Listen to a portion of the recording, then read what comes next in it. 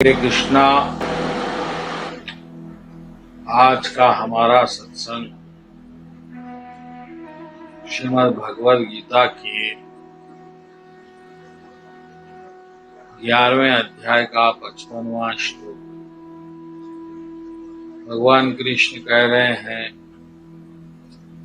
कि जो व्यक्ति सकाम कर्मों और मनोधर्मों के कल्मश से मुक्त है, मेरी शुद्ध भक्ति में तत्पर रहता है, जो मेरे लिए ही कर्म करता है, जो मुझे ही जीवन का लक्ष्य समझता है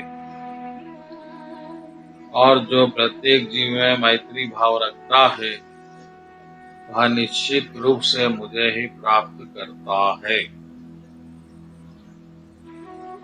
आज इसी श्लोक पर सत्संग होगी। भगवान कृष्ण कह रहे हैं, पहली बात, 4 बातें इसमें आई है। एक तो सकाम कर्मों और मनोधर्म से मुक्ति, फिर शुद्ध भक्ति और प्रभु के लिए कर्म करना और प्रभु को जीवन का लक्ष्य समझना और सबसे मैत्री भाव रखना। यानी ये 5 बातें इस श्लोक में आ रही है और इन 5 बातों को विस्तार पूर्वक हम आज समझने का प्रयत्न करेंगे। पहली बात आई है कि सकाम कर्म क्या है और मनोधर्म यानी मन के धर्म, और सकाम कर्म यानी इन धर्मों को चलाने के लिए हम जो कर्म करते हैं सकाम कर्म। तो ये दोनों चीजें में आप इतने उलझ जाते हैं कि आपको प्रभु की भक्ति करना संभव नहीं होता। तो क्यों, फिर किस तरह से भक्ति हो? पहले सकाम कर्म, इतने कर्म का मार्ग ही कठिन भी है, टेढ़ा भी है, और कर्म आप सुबह से शाम तक कर्म करेंगे तो फिर आपको भक्ति के लिए समय कहाँ मिलेगा? आप तो थक जाएंगे। सुबह उठकर आपको अपने कार्य क्षेत्र के लिए भागना होगा, शाम को थक के आकर विश्राम करना होगा। तो ये भक्ति संभव नहीं दिखती अगर कोई इस तरह से उलझा हुआ है। लेकिन अगर किसी को भगवान की कृपा से, गुरु की कृपा से ज्ञान हो गया और उसको ज्ञान हो गया कि सकाम कर्म और मनोधर्म उसके है जरूर, लेकिन उसका संबंध नहीं, तो फिर वो ज्यादा प्रभावित नहीं होगा इन चीजों से।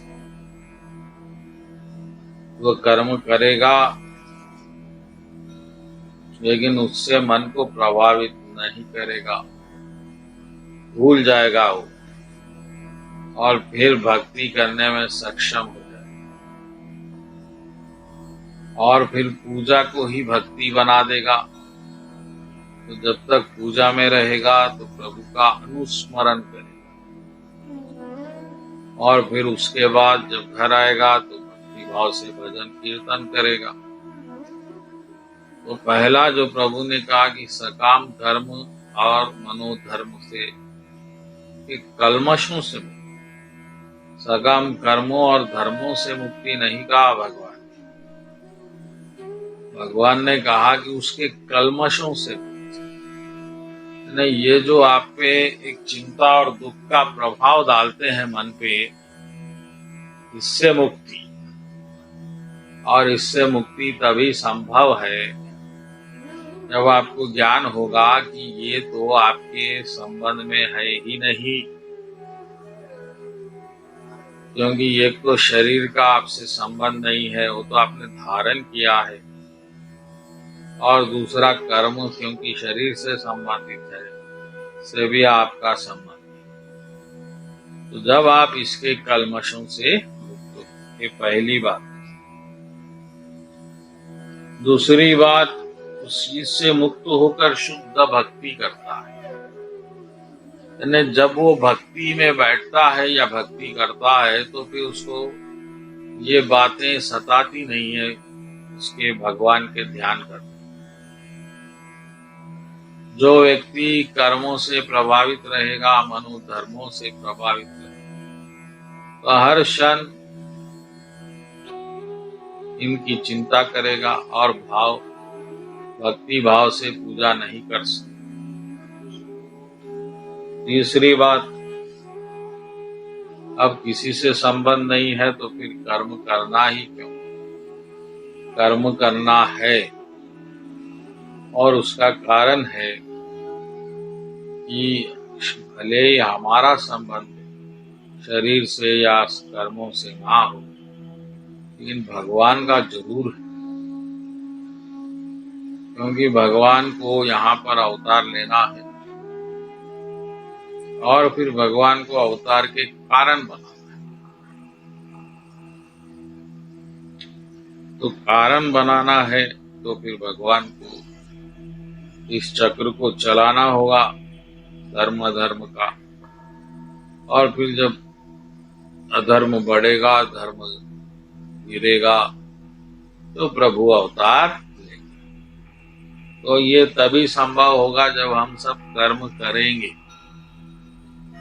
तो कर्म करेंगे तो फिर उससे पाप और पुण्य जो भी होगा उसके अनुसार प्रभु का अवतार होगा। तो हमको प्रभु के अवतार के लिए, अगले अवतार, ये जन्म में कर्म करना है। तो इस तरह से इस कर्म को पूजा समझकर भगवान से जोड़कर कर्म करता है भगत।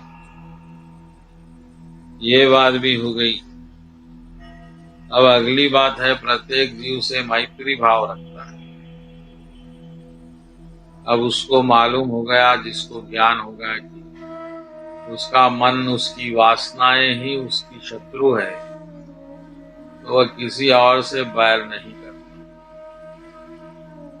वह किसी से बैर नहीं करता। कभी ऐसा प्रसंग बन भी जाए, उस बात कठोर हो जाए, तो भी वह खुद को ही दोषी मानकर बड़े विनम्रता से उस स्थिति को संभाल लेता है और वैर भाव को मन में स्थिर होने भी नहीं देता, उसको पालता नहीं। तो ये 5 बातें मैं अब भगवान ने श्लोक में कही। पहली, मनोधर्म सकाम कर्म के कल्मशों से